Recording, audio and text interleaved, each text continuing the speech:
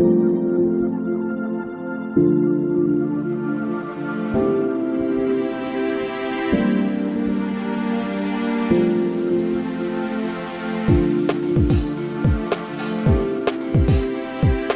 to the intersection of technology, cybersecurity, and society. Welcome to ITSP Magazine. You're listening to a new episode of LavaCon, where we gather and share expert insights on security program management delivered with, by, and for the most respected security leaders around the world. Together, we'll explore solutions to the most pressing business challenges unique to the careers of CISOs and cybersecurity executives. Knowledge is power, now more than ever.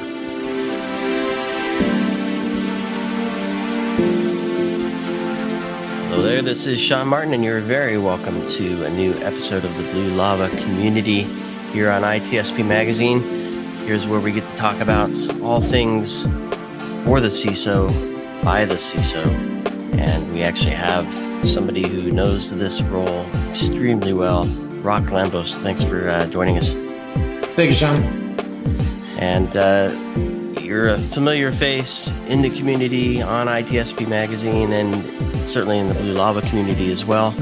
And there may be some folks still that don't know who Rock is, the infamous Rock.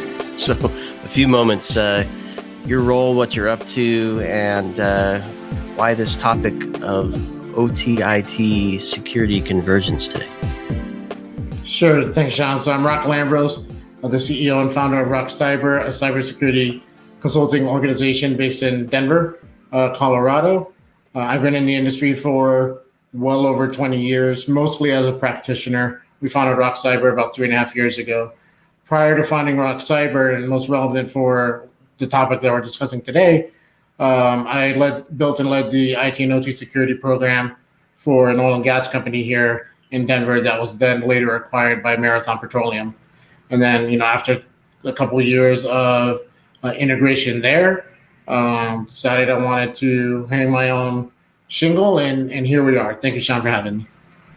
Super cool. And I guess the first question I want to ask is how prevalent OT is in the world of it. Now, I presume the CISOs listening to this will either know if OT is prevalent for them or not.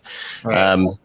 But generally speaking, I want to get a sense of that, and then we'll get into how involved is the CISO in securing OT, which we'll dig into later. But just generally, do you see a lot of OT in general business, or is it still kind of stuck in oil and gas and manufacturing and maybe healthcare? Or where do you see OT? Does IoT change that picture? I think IoT does change that picture, and IoT, or industrialized IoT, is essentially the fabric that underlies IT-OT convergence. But let's talk about what OT is for a second and just kind of lay the groundwork.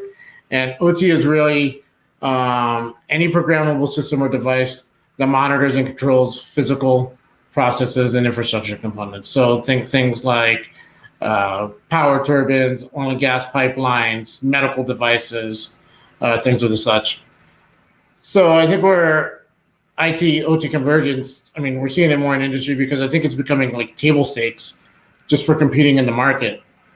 This convergence is allowing companies to introduce cost savings by lowering operating costs through optimizing resource utilization, better performance by generating more and accurate and meaningful KPIs and OKRs, improve visibility end-to-end throughout the environment, access real-time data, and then increase operational standards across the organization. So is there an example, Rock, where there's maybe it's the industrialized IoT device in an organization that perhaps IT is not aware of? Oh, IT is not aware, often, sadly, all over the place in OT. And sometimes even OT isn't aware of IoT or industrialized IoT or even OT assets in OT.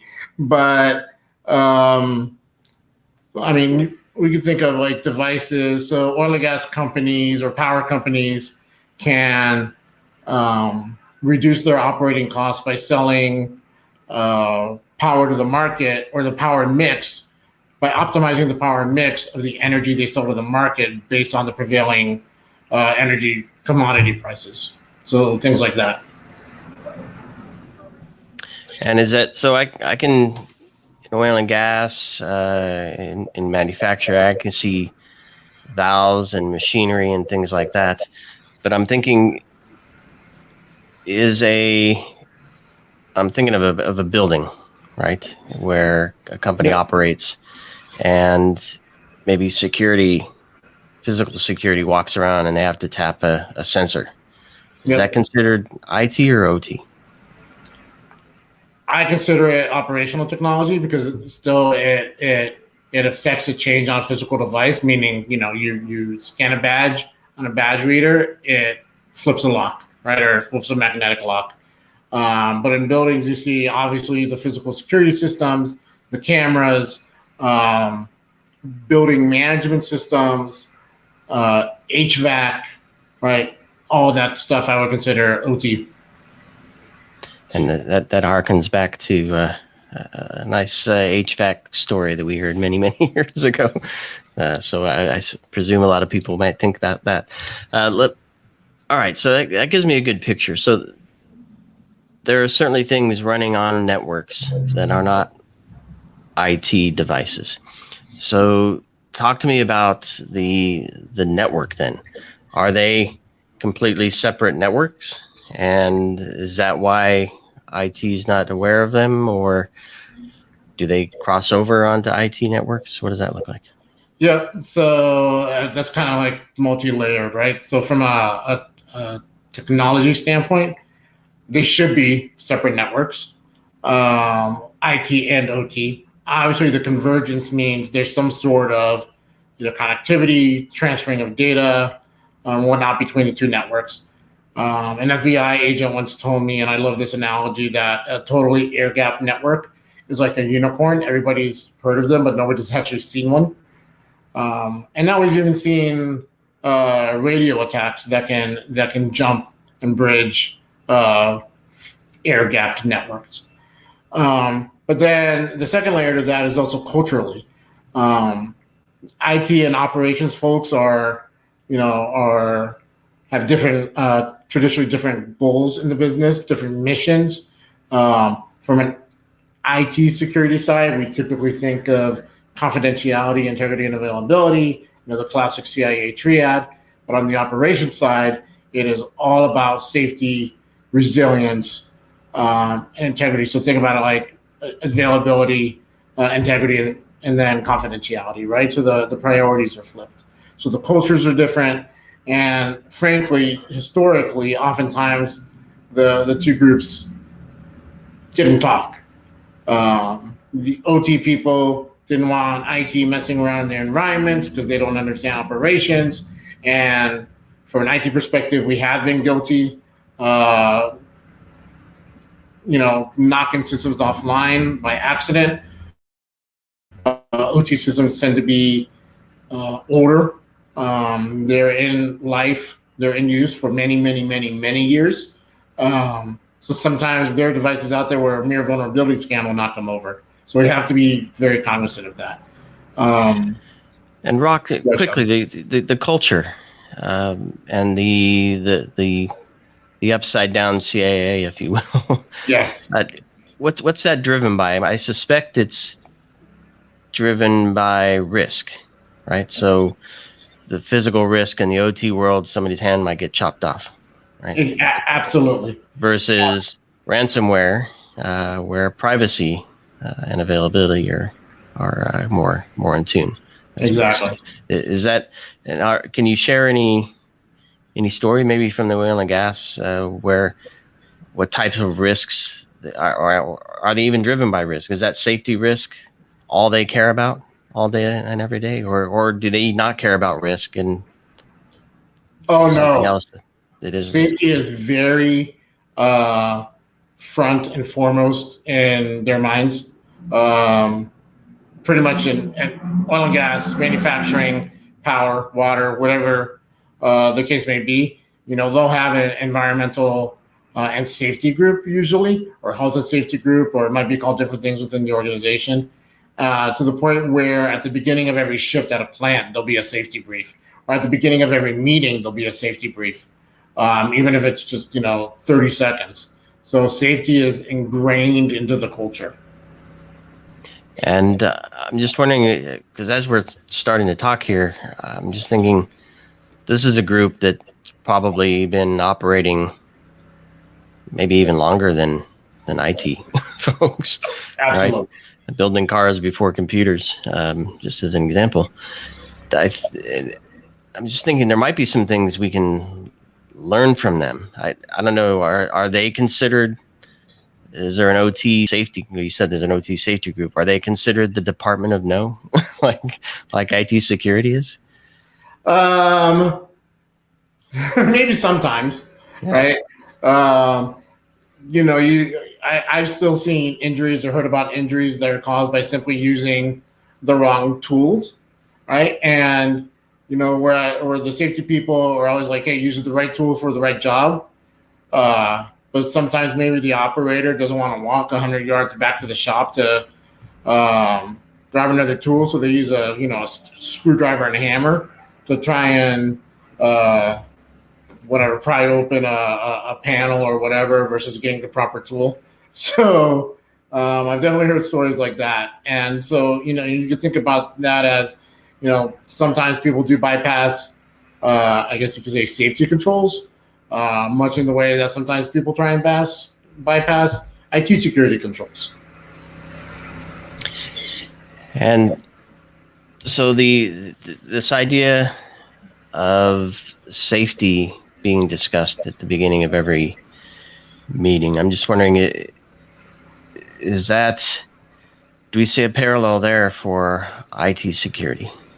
Forgetting about the convergence at the moment, I'm just wondering, do we do enough of that? Is that something we should learn from there?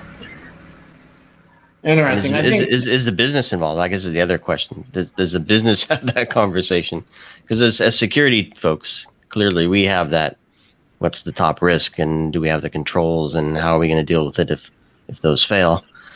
I presume that the OT safety team has that same. The question I guess I have is that conversation for OT safety at the board and exec level as well? It absolutely is. I've seen it with just about every enterprise risk management group of call it an industrial sector company that I've worked with. It's listed in the enterprise risk management risk register. Whether it could be listed under operational safety, health and safety. It's right up there with financial risks and market risks and other operational risks and now finally seeing more and more cybersecurity risks, but it is definitely discussed about at that level. All right, so let's talk convergence now then. So we started with the network. So clearly devices might sit on one or the other, both networks, and share information to help drive better business decisions, right? Or better risk management decisions as well, maybe both. And so with that, we have to deal with some things. We'll get into that, but I want to talk about the convergence at the business level, because if we're talking different cultures, different objectives, different goals, different conversation, I know we often talk about how CISOs have a difficult time speaking IT security and business language, right? To help the executive leadership team understand and then take the right actions. Where does the convergence happen at that exec level where IT and OT are presenting as one? And I don't know, I presume maybe talking different languages as well and not really connecting the dots. So I don't know, are you seeing good things there or what's going on? I'm still seeing challenges there. IT and OT will typically still roll up to different silos within the organization. Obviously everybody ultimately rolls up to the CEO, right? But I think there's still challenges there. I think that the biggest mistake that we do from an IT community and an information or cybersecurity community, I should say, is treat OT like IT. It's not. It's totally different. Um, you know, OT devices were manufactured, some of them decades ago, and they were never intended to be connected in the way they are now. So security wasn't in the forefront, both at the firmware level and at the software level. And those devices may be in use some of those devices could be in use for 10, 20 years. And as cybersecurity professionals on the IT side, we can't go and be laughed out of a room if you go into a gas plant or a power plant or a manufacturing line and tell them that they have to shut the plant down to patch a bunch of systems per se. You're going to wait until the plant turnover to do that. An annual maintenance window or biannual maintenance window. So what other controls can we put in place? How can we work with the operational groups to essentially put giant bubble wrap around those systems? Now, quickly, Rock, because let's just take patching as an example. Yeah. And I'm thinking I'll say the leader of the OT group sitting in the room with the leader of the IT group, and there are patches in both environments. How does that conversation look from a risk management perspective? Where IT, maybe they don't get it right all the time. IT security may say, these are the critical patches. We have 5,000 of them. These are the 100 we're going to take care of this week. What does that conversation sound like in OT? Because what I'm picturing is a group saying, you don't know my environment. Stay out of my business. I'm not patching today, to your point. I'm waiting for that annual maintenance period to come. Yeah. So historically, that division was absolutely the case. I'm seeing more and more. I mean, the OT side, they're starting to get it that cybersecurity is a thing, that the threats are out there, that the risks are out there. They watch the TV and read the news just like the rest of us, and so they're starting to see the impacts that cybersecurity can have to operational systems. Colonial Pipeline, as terrible as that situation was, brought huge awareness to OT security. And even though technically OT systems were not breached in the Colonial Pipeline incident, it led to an operational outage. It led to them shutting down the pipeline. So people have seen it. It's kinetic. It's tangible now. So there's more cooperation there. From a patch management standpoint specifically, most of the OT vendors will publish which patches they support, right? So if you're working on a HMI, human machine interface system that's running Windows, the software on top of it, perhaps a SCADA system, that vendor will publish, hey, these are the Windows patches that we support.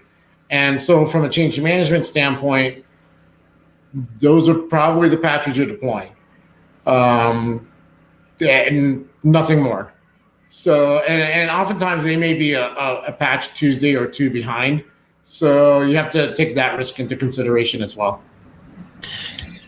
And so is that a bottoms up type activity where it's the vendor saying, here's what you should do? Or are you seeing it as a top down risk management program driven activity that says, go find all the weaknesses and where we're at risk, and then go to that vendor, and either you already know because they told you, or you uncover that there are patches that you need to I'm just picking on patches for the moment, but is it a top-down ERM program, or is it a grease the squeaky wheel because that's all we have time to do program in OT specifically? Yeah, historically, that grease the squeaky wheel mentality. Like, hey, go to the vendor, tell us what patches are available. We'll roll them up every 6 months or every year and just deploy them. Right? Oftentimes, there's not an A side and a B side to a plant. So you can't take a system down to patch it. I'm seeing more and more, though, from a risk management standpoint, vulnerability management in general is starting to become more of a thing in OT, and the traditional cybersecurity groups are driving that. So there's more collaboration there.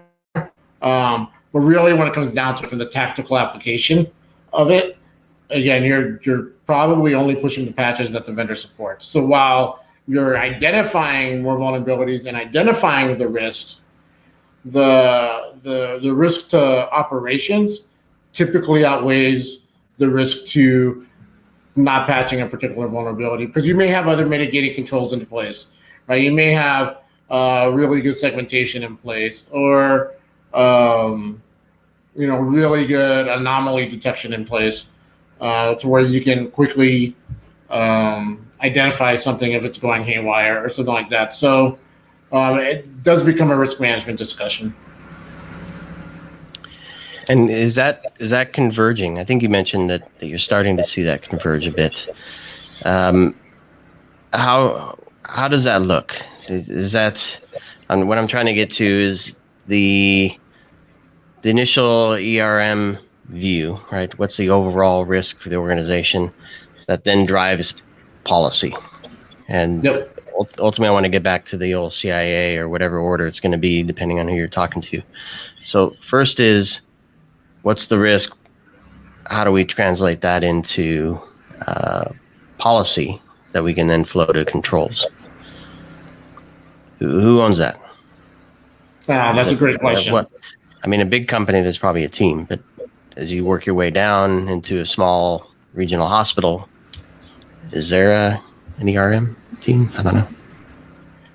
Yeah, undoubtedly there may not be an ERM team, but undoubtedly somebody owns risk at the organization. That could be the general counsel, that could be the CFO. Someone owns risk at the organization. Somewhere risk conversations are being had. And I think as security leaders, it's incumbent upon us to go make friends with those people. Having said that, for cybersecurity across the entire world, then it makes sense to try and integrate those risk and policy controls as much as possible. It's kind of why, if you think about it, we now use the term cybersecurity instead of just information security. Now, the challenge has been that, again, those OT systems were never designed to be connected in the way that they are. So now they're subject to new threats that were never even considered, and so now everybody has just assumed that the CISO has taken responsibility for mitigating those risks. And however, the CISO and the security team oftentimes don't have the authority to make changes within the corporate IT environment, much less that OT environment. So, we've kind of over the years, gone from, or, kind of split, and now you're seeing that convergence come back together about where the responsibilities and accountabilities lie. I am starting to see more cooperation between, call it the IT side and the OT side, which is fantastic. Everybody kind of gets the risk now. Everybody kind of gets the business value around IT OT convergence. So I think we're seeing some positive trends there. Now, again, who owns it from a policy standpoint? Typically the CISOs, and the CISOs who form, kind of steering committees or architecture groups that are cross-functional across the IT and OT side are usually the ones who are most successful in actually getting that policy applied to the OT level. So is that a case of you've been managing IT security, so you must be good at managing OT security? Congratulations, Mr. Madam CISO. You have a new role. That's the assumption. Absolutely. Yeah. And have you seen any cases where there's a dedicated CO? So I'm making that term up. A chief operational security officer. Yeah, yeah. Is there a digital twin for that role, or does it really need to change, and everything falls under the CISO now? I have not seen a chief OT security officer. Certainly, we're starting to see more OT security specialists being developed. There's great curriculum out there from SANS and ISA and various other groups to get specific OT security training. So I've seen some more dedicated OT security specialists. Maybe a 50-50 split. And what I've seen, like, do they roll up to the CISO or do they really roll up to the operations team and kind of have the dotted line back to the traditional security team? And so with that, clearly, there are systems that are legacy, devices that are legacy. The culture is legacy, unless it's a new company, and perhaps there's an opportunity to start fresh. But I doesn't sound like the priorities of safety versus integrity and availability and privacy are going to shift between the two groups. So where will things come together in that sense? Because when you have somebody responsible for all of it, and there are competing priorities and objectives in different groups, how do you, and I don't know, maybe this is obvious for the CISO and not me, where you have different business processes and different priorities, and some things maybe availability is more important than other systems, integrity is more important. So maybe they're already doing some of this, but I'm just wondering how that culture comes together for CISO so they can manage different programs, if you will, successfully. Yeah, listen, buying beers for the operations guys, it goes a long way, right? So beer and donuts. Beer and donuts, right? Pizza for the operations guys goes a long way. So it's really about building those relationships. And we've talked about it even here on ITSP before, how the soft skills for a CISO is critical, and that extends into collaborating with the operations teams, right? There's got to be collaboration, there's got to be communication, there's got to be cross functionality, there's got to be shared interests among the groups, and I think that shared interest among the groups ultimately comes down to operational resiliency. Whereas, like you said, on the IT side, that resiliency may be data led or privacy led, but on the operations side, the resiliency is absolutely, the getting stuff done led, right?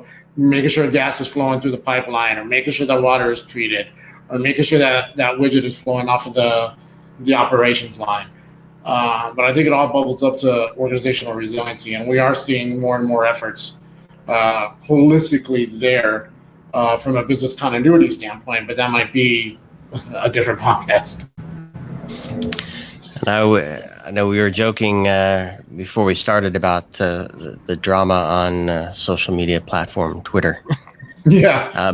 On that platform, you'll see, I'll say, debates around how technical different roles need to be, and if one is missing the technical chops, they shouldn't be in a position or have a specific role. And I've seen that more at the analyst, manager, leader level for security, but I presume this still applies to the CISO role. What I'm really getting at is how much technical chops, what kind of technical chops does a CISO need to be successful in the IT security world compared to the OT security world? Can they get away with not knowing that environment and the technology stack and how it all functions? Do they rely on somebody else for that? Or I don't know, what does that look like? I certainly don't think they could get away with knowing nothing about the environment, right? Because that's where we go back to kind of scaling back to what we know and then starting to treat OT like IT. They certainly need to have at least call it an inch level deep understanding of operational technologies, the differences between OT and IT, maybe some of the more common protocols and how they operate, and understanding just how kind of insecure they are. And then really understanding that priority of availability first versus confidentiality first. As you drive into it, right, different organizations will have different resources. So you can start leaning in on OT security specialists. But if you don't have resources for OT security specialists, go start leaning on, undoubtedly there are, I forget some of the titles, but effectively they're IT people on the OT side, right? So the people who are supporting those SCADA systems and the human management interfaces and the engineering workstations and whatnot. So start leaning on them to get some of that knowledge. And, before, you start writing a bunch of security controls and trying to push that over to the OT side, bounce things off of them, bounce things off of operational leadership to get buy-in. But I mean, you can't get away with knowing nothing. So you should absolutely go out and seek that knowledge, or bring in external experts to help, or whatnot. But I don't think they don't have to be like the analysts, hands-on keyboard level, right? And where you see that drama that you were just alluding to, everybody's got a bias from like how they see the world, right? So an analyst is going to see the world from an analyst perspective. Managers are going to see the world from a manager perspective. A gas plant managers are going to see the world from that perspective. So I'll contest one thing you said, Rock. I get away with knowing nothing all the time.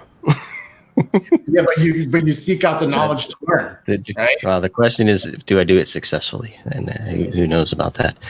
I'm joking. You're spot on. I think, know enough to know who you need to lean on to do the job properly. I want to get into, as we begin to wrap here, maybe your definition of what success looks like. So let's speak directly to our CISO peers here. How do they measure success or define and measure success for their executive peers, so that they can communicate what's important, why they're doing it, and how well they're doing it? And then the other side of that coin, which is how do they define and talk about success for their teams, IT and OT now. So right. those two things. So first, I think to set yourself up for success, you need to have a long-term vision of how to align your program to business goals, right? And those business goals are either revenue or cost reduction at some level, right? And it's always money.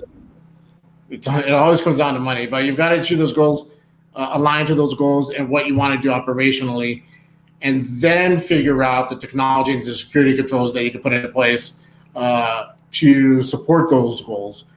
We on the IT side are notorious for buying the new shiny toy and then looking for a problem to solve versus the other way around. Is that the equivalent of not walking to the shed for the new tool? I'm sorry, is that the equivalent of what? Well, it's not. Obviously, buying a new tool isn't the same as not walking to the shed to get the right tool. But in the example you gave earlier, but perhaps just because the tool is there doesn't mean you have to buy it. Exactly. Right? Exactly. So then, I've seen successful IT OT convergence programs have, clear governance coming from the top, and a strategy for actually dealing with those cultural differences between IT and OT. Now, how do you measure that success? Well, let's go back to basic program management or project management. At the beginning of every project or program, you should be defining those KPIs and OKRs that are going to measure success. So what is from an IT/OT convergence, again, what's the goal? Is it to reduce operational costs? Is it to reduce or increase process efficiency? And then how do you measure those goals? And then obviously those are the goals that you measure against and report to. Now, upstream, downstream to your team, they're supporting these goals, and hopefully, they're incentivized by whether it be, they get to play with some new cool technologies that they've never gotten a chance to play with before, or they're motivated extrinsically, right? As the company does better, and as the company meets their top level OKRs, they benefit through bonuses or profit sharing or stock options, equity, whatever the case may be. So I think that's how you start connecting the dots. Nice. Yeah, I like. I always refer to them as MBOs, different 3-letter combos for all of them. But anything that aligns folks and measures them and incentivizes them to be on the same page, I think is important. So, Rock, as we wrap here, what I'm trying to think what would be most useful for the CISOs to walk away with as they listen here. I'm looking for one thing that they can do this week, and I don't know if we wanted to target that message to. Well, let's just, I guess, presume everybody has some form of OT in their environment, right? So let's look at this from, there's OT there, they're not currently managing it from a security perspective. What's your one thing they could take away this week to start doing? Go take the operations person out to lunch if you have access to them, right? You may be at a corporate office and they may be out at a remote plant or whatever, but start building those relationships with the operations people. Start understanding what they do on a day-to-day basis, how those technologies support those their goals. And what you're going to find is oftentimes asset management is terrible in IT. It's even worse in OT sometimes. So they may not even know what devices are all floating around in the network and where potential risks are. So start bridging, gaps that way, right? Help them, identify those assets. Maybe there are things from IT, from a process perspective that help in OT, like asset management, like identity management, vulnerability management, but really start to kind of learn that side of the business, how they do what they do, how that translates to organizational success, and then how you can align your programs and how you can support them. So again, I kind of go back to that cross-functional, call it, there could be a cross-functional governance team, there could be a cross-functional architecture team, to where, people from both sides of the equation, IT and OT, are evaluating new technologies, changes to the environment, risks to the environment, and whatnot. But it's really relationship building. Go start building those relationships. All right, and so similar question. Let's look at a month out now, and maybe look back to your oil and gas example, where at the end you knew more than you did at the beginning. Are there any tips or tricks that, looking back on that program, you could say, if I'd done this at the beginning, I could have saved people time or bought fewer tools or used them more efficiently, or any insights from that you can give to your CISO group to say, just do this and you won't turn as gray or lose as much hair? Yeah. In my case, maybe both. Take small bites of the elephant. The OT security challenge is massive, right? So find kind of small wins that you can achieve, and then that helps to start build the trust and confidence that you, as a holistic security program, take on more and more within that OT environment. So maybe you focus on, in my case, would have been a smaller gas plant, and that process is there, or maybe taking a look at a smaller problem on a measurement system, right, and then kind of start building your knowledge and capability that way. I would say take small bites out of the elephant. It's going to be a long journey to be able to wrap your arms around just OT in general, and then much less the IT/OT convergence challenge. So just take it one step at a time. Well, it's a never-ending journey as well, right? There is no finish, or hopefully not. Yeah. That's why we call it security programs, right? And I always make this very clear to, when I was in the leadership role, but now with my clients that I consult with, is a project by definition has a start and an end. A program is more ongoing and maybe a collection of projects, and we have to think of it that way, right? It is truly programmatic. Yeah, excellent point. And to wrap up here, Rock, you've done so much already for the community at large. You're a founding member of this Blue Lava community and paying it forward. Why is this important to you, and what do you hope to continue to contribute, and perhaps even as others in the community contribute, get from by being part of the community? So my community has been integral to my success. From mentors that I've had in the past coming up through my career, to then launching my company, my community, my network, my tribe, whatever you want to call it, has been absolutely critical to my success. And I feel that it's incredibly important for us to give back to the community to help bring up the next generation of cybersecurity practitioners and leaders, because the cybersecurity problem, as we know, is only growing. It's not going away. And there's way too much to do in cybersecurity in general for us to get into, me as a consultant not talking to another consultant because there may be competition there. There's too much work. There's too much to do to not collaborate and then to go back and operate in silos. So I feel very strongly about trying to give back where I can and providing advice to others. As you can see, I kind of started this when I had hair down on my shoulders. And so I've got a little bit of knowledge behind me too that I've learned over the years that I'd like to give back. I love that, Rock. And the conversation today shows that there's even more to do.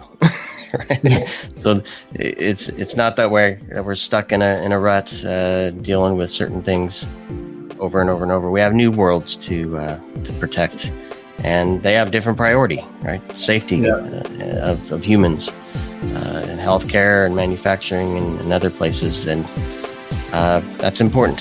And so to take on this challenge, I think to your point, Rock, we need to lean on each other, right?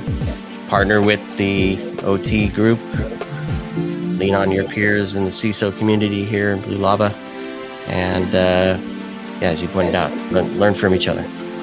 So thanks, Rock, for bringing that example and your insights to this conversation. And thanks everybody for listening to this episode or watching this episode if you happen to watch it. And I know there's a lot of resources in the community for you to tap into. Perhaps there's a couple Rock will share with everybody in the show notes. You mentioned a few standards and trainings and things like that. Perhaps those will be good to include. And with that, thanks everybody for being part of the Blue Lava community. We hope you enjoyed this episode of the LavaCom podcast. If you learned something new and this podcast made you think, then share itspmagazine.com with your friends, family, and colleagues. If you represent a company and wish to associate your brand with our conversations, sponsor one or more of our podcast channels. We hope you will come back for more stories and follow us on our journey. You can always find us at the intersection of technology, cybersecurity, and society.